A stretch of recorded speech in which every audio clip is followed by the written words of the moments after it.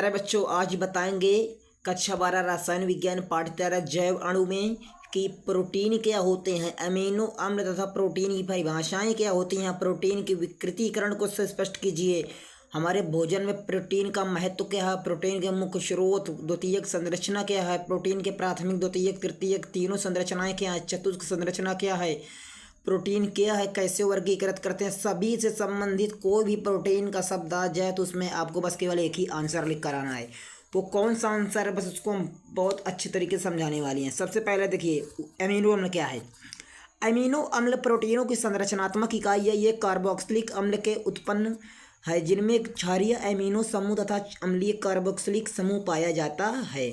अब बात करेंगे प्रोटीन क्या है, तो प्रोटीन नाइट्रोजन युक्त संकीर्ण कार्बनिक यौगिक है जो वनस्पति तथा जीव जंतुओं में प्रचुर मात्रा में पाए जाते हैं और जल अपघटन पर अल्फा अमीनो अम्ल देते हैं। प्रोटीन का मूल स्रोत पेड़ पौधे हैं। ये CO2 नाइट्रेट और जल के द्वारा संश्लेषित होते हैं। जब पेड़ पौधों को जानवर खाते हैं तब प्रोटीन उनके शरीर में पहुंचकर एंजाइम द्वारा अमीनो अम्लों में जल अपघटित हो जाते हैं। वे अमीनो अम्ल रक्त द्वारा अवशोषित होकर ऊतकों में पहुंचते हैं और प्रोटीन का निर्माण कर देते हैं, जैसे कैसीन और लैक्टे एल्बुमिन जो दूध में होता है, मायोसिन जो मांसपेशी से होता है, जबकि इंसुलिन जो होता है वो अग्नाशय से आती है। प्रोटीन का शरीर में क्या मुख्य कार्य क्या होता है, देखिए संरचनात्मक प्रोटीन के रूप में कई प्रोटीन कोशिका झिल्ली का एक बड़ा भाग बनाती है। ये रेशेदार जैसे कोलेजन, इलास्टिन और क्रिएटिन आदि सूक्ष्म आदि सजीव वस्तुओं में उपस्थित रहती है। क्रिएटिन त्वचा, नाखूनों, सींग, खुर, पंख आदि में पाई जाती है।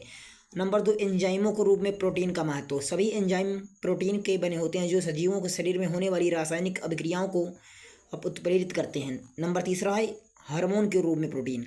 कई प्रकार के हार्मोन प्रोटीन हैं। हार्मोन उपापचय बहुत सी अभिक्रिया को नियंत्रित करते हैं। इनके सामान्य उदाहरण इंसुलिन, ग्लूटेथायोन और वृद्धि हार्मोन हैं। नंबर 4 एंटीबॉडीज के रूप में। जब कोई बाह्य कण यानी एंटीजन शरीर में प्रवेश कर रोग फैलाता है तो शरीर स्वयं ही इन एंटीजन को नष्ट करने हेतु कुछ बनाता है जिसे एंटीबॉडी कहते हैं। ये एंटीबॉडी प्रोटीन से बने होती हैं। गामा ग्लोबुलिन एंटीबॉडीज के उदाहरण हैं। अब देखिए प्रोटीन का वर्गीकरण रासायनिक संगठन के आधार पर होता है। जल अपघटन द्वारा प्रोटीन को 3 भागों में वर्गीकृत किया गया है। नंबर 1, असाधारण प्रोटीन क्या है।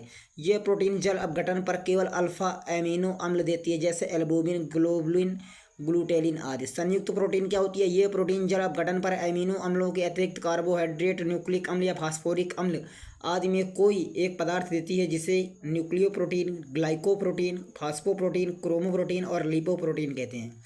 नंबर 3 व्युत्पन्न प्रोटीन क्या है। जब साधारण और संयुग्मित प्रोटीन का जल अपघटन किया जाता है तब विभिन्न पदों में बनने वाले पदार्थ प्रोटीन कहलाते हैं। जैसे इसी प्रोटीन को व्युत्पन्न प्रोटीन कहते हैं, जैसे प्रोटियोस, पेप्टोन, पॉलीपेप्टाइड आदि। प्रोटीन की संरचना देखिए, प्राथमिक संरचना, द्वितीयक संरचना और तृतीयक संरचना।